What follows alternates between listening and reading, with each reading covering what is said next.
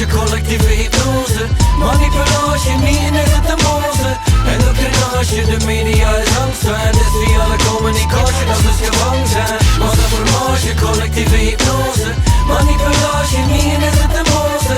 Endocrinage, de media is angstwijn. Desviale communicatie, dat is gevangen zijn. Vanaf dat je wakker zit, zie je gehypnotiseerd door het grote narratief dat speciaal is gefabriceerd voor je weg te doen voor revolutionaire ideeën, zodat je alleen nog gelooft wat als het tonen tv's of op je smartphone.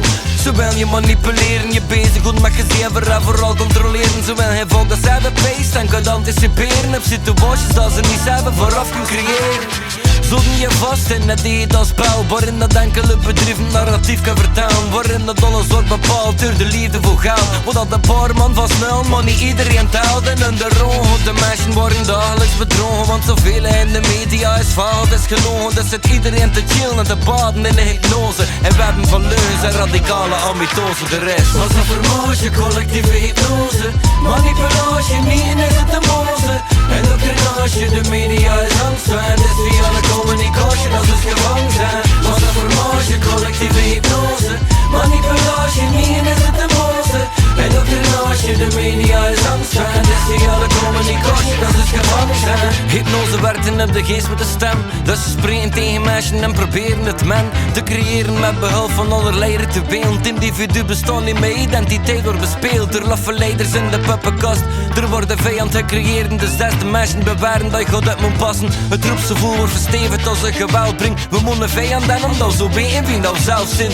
Toen zijn we zo gezegd de garen verbonden. Dus ze sturen die gedachten uit en laten het zoomen in zijn hersens. En ik voel hem geheel geïsoleerd. Het is perfect de tijdstip voor die geel te reduceren. Want het is crisis, we winnen door het nieuws dat we zien. Geloven dat we het open beter kunnen en beter verdienen. Ze maken een zwis dat je zelf kun je eigen leven bepalen. Maar met corona blijkt dat toch een beetje een ander verhaal. Het is hypnose in traditionele zin van het woord. Bij hypnose smit je niet het ethisch overboord. Maar we kunnen concluderen dat in een specifieke geval de reizen overschreven worden en verval is verval. Je kunt niet weglopen. Big Brother zit overal, zijn schermen zijn niet veel meer dan duister het overbouwen. Nu ze gillen al betoveren. Massa psychose, massa moorden, massa productie, massa controles in de norm. Ja, het is allemaal normaal gekomen, er is alleen een massa, het verhaal is massa's massaal geworden. We zitten al in een hypermoderne Babylon, waarin dat ze formeren en informatie massaal vervormen. We gisteren dat is waar, hoe ze kunnen weten dat alles gebouwd is voor je te verwarren en je leven te verstarren. Alleen een valse communicatie en de massa bedoven en praten massa formatie. Massa formatie, collectieve hypnose. Manipulatie, niet is het de moze. Endocrinage, de media is angstwijn. Desviale communicatie, dat is gevangen zijn. Massa formatie, collectieve hypnose. Manipulatie, niet is het de moze.